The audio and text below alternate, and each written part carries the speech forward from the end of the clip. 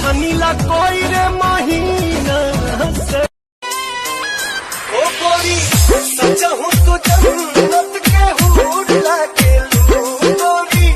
सजहूं तो जन्नत के हूर लागे लू सोना चली नहीं कोरवा में आवा रानी दूर जानी जा ए बलाम जी मुआ दे बका ए बला एकरा पलाई जदी केहू जो नजरिया बोटी बोटी काटी दे हब गतरे गतरिया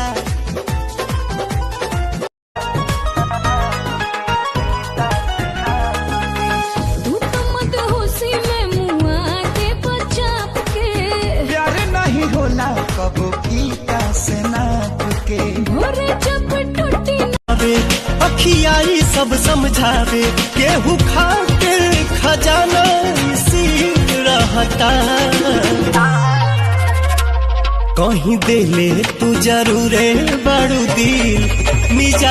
याद नहीं कोइलू हो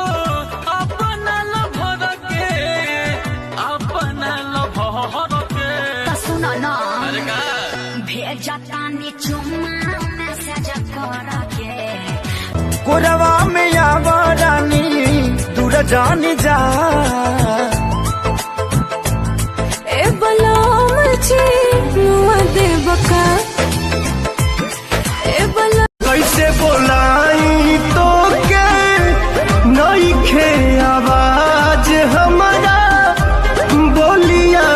में तो छोड़ के जात बड़ू जान तू कोरवा में आवा रानी दूर जानी